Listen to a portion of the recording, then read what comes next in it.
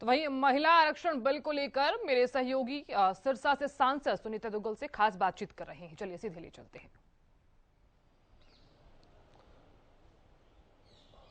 देखिए साधना, बिल्कुल लोकसभा में कल महिला आरक्षण बिल जो है वो पास हुआ। जो हरियाणा से सिरसा से सांसद हैं सुनीता दुग्गल, उन्होंने भी कल लोकसभा में अपना पक्ष रखा था। इस समय मेरे साथ खुद सुनीता दुग्गल मौजूद है।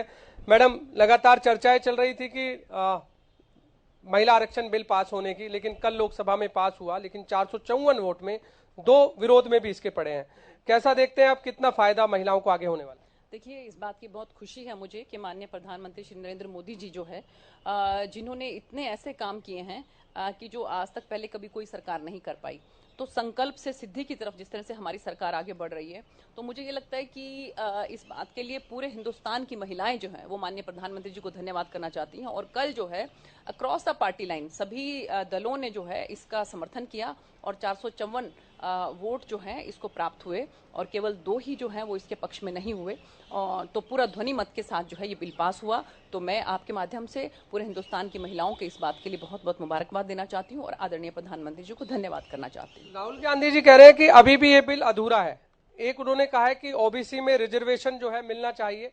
दूसरा, उन्होंने इस बिल को अजीब भी बताया है। अजीब इसलिए बताया है कि एक तो मतगणना की बात कही है उन्होंने, और दूसरा परिसीमन की बात कही है। आपको क्या लगता है? देखिए, ऐसा है कि ये तकनीकी इशू हैं, टेक्निकल जो इसके अंदर हिच हैं उनको पूरा करने के बाद ही ये लागू हो पाएगा, क्योंकि अभी तक बहुत टाइम से हमारा सेंसस नहीं हुआ है। सेंसस होने के बाद हमें ये पता लगेगा कि पॉपुलेशन टोटल कितनी है।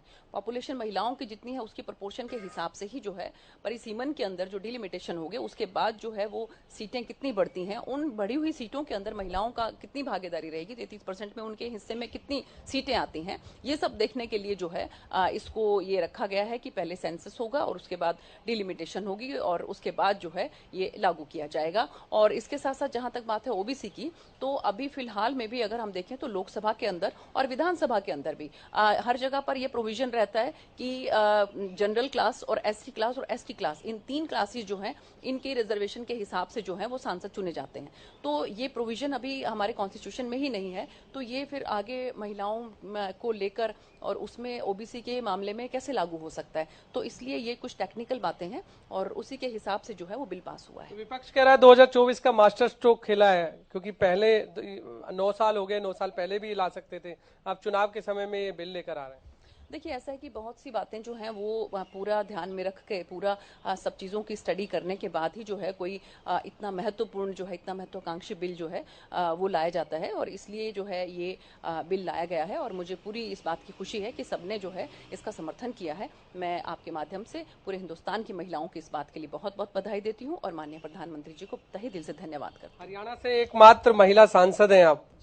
अब क्या लगता है आपको कि 10 लोकसभा है हरियाणा में, परिसीमन के बाद कितनी हो सकती है वो देखना होगा जी, लेकिन क्या लगता है आपको? देखिए, अगर हम फिलहाल की बात करें तो 10 के हिसाब से 3 महिलाएं बनती हैं। तो 3 महिलाएं अगर आती हैं तो आप ये देखिए कि महिलाओं के बारे में जितने भी इश्यूज हैं, ये बात हमारी आदरणीय सुषमा स्वराज जी ने भी कही थी कि महिलाओं के बारे में जो है वो तभी बात जो है वो पार्लियामेंट के अंदर अच्छी तरीके से रखी जा सकती है अगर संख्या जो है उनका संख्या बल ज्यादा होगा, तो उसके हिसाब से पॉलिसीज भी बनेंगी। तो मुझे लगता है कि 10 के हिसाब से 3 महिलाएं होनी चाहिए और अगर परिसीमन में और ज्यादा संख्या बढ़ती है तो और ज्यादा महिलाएं जो हैं वो पार्लियामेंट के अंदर आ सकती हैं। हम देख रहे हैं कि लोकसभा में आप भी मुखर तरीके से अपनी आवाज रखती हैं, चाहे वो हरियाणा की बात हो या देश की, आपको भी मौका मिलता रहता है।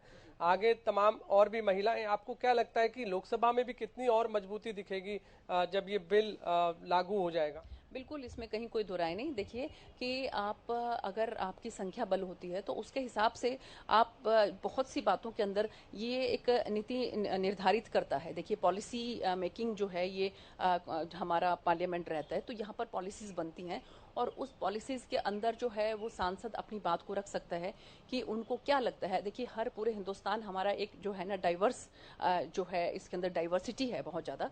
तो पूरे हिंदुस्तान के अंदर सब जगह पर अलग अलग जगह पर अलग अलग तरह की समस्याएं हैं। तो ऐसे उसमें अगर अलग अलग जगह से जो है वो भारी संख्या के अंदर महिलाएं पार्लियामेंट के अंदर आएंगी, तो वहां पर महिलाओं से रिलेटेड खासकर क्या समस्याएं हो सकती हैं उनको पार्लियामेंट के अंदर बहुत अच्छी तरीके से रख सकती हैं। जी, लोकसभा में कल बहस हमने देखी कि बिल पर काफी बहस हो रही थी, विपक्ष अपनी तरफ से सवाल खड़े कर रहा था। आज राज्यसभा में पेश होना है, क्या आप उम्मीद करते हैं और क्या कहना चाहते हैं? पूरी उम्मीद है मुझे, जिस तरह से 454 वोट के साथ सभी दलों ने इसका समर्थन किया है राज्यसभा के अंदर भी, सभी दल, मुझे पूरी उम्मीद है इसका समर्थन करेंगे और आज राज्यसभा में भी इसके पास होने की पूरी उम्मीद है। आज हरियाणा से भी काफी महिलाएं नए संसद को देखने पहुंचेंगी और वो भी उसका साक्षी बनेंगी आज का। बिल्कुल, इसमें कहीं कोई दो राय नहीं कि सभी महिलाओं में एक अलग सी तरह का जोश है।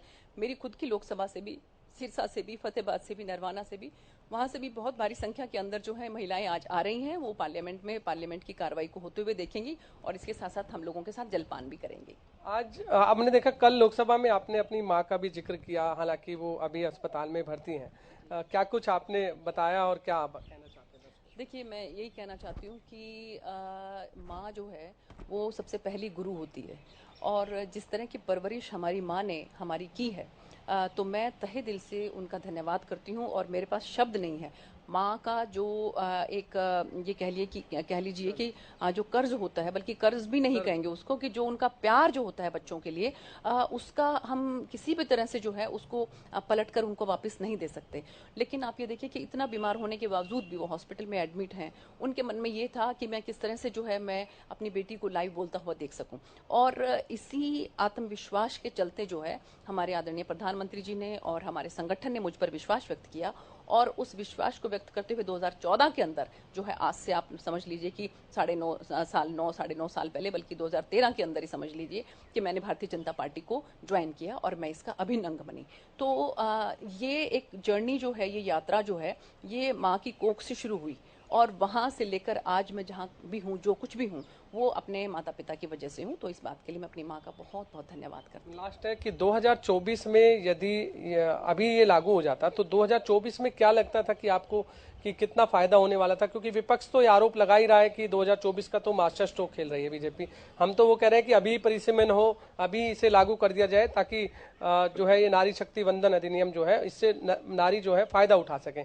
दूसरा सवाल इसी से जुड़ा है, कांग्रेस ने ये भी कहा है कि इसकी परिकल्पना तो जो है वो कांग्रेस ने की थी, राजीव गांधी ने की थी, इस पर क्या? देखिए, परिकल्पना किसी ने भी की हो, चाहे 1996 से लेकर आज तक 27 साल हो गए हैं, लेकिन अभी तक जो है इसको अमल में नहीं लाया गया। इसको अमल में कोई लेकर आया है तो हमारी भारतीय जनता पार्टी की सरकार लेकर आई है, हमारे आदरणीय प्रधानमंत्री नरेंद्र मोदी जी लेकर आए हैं।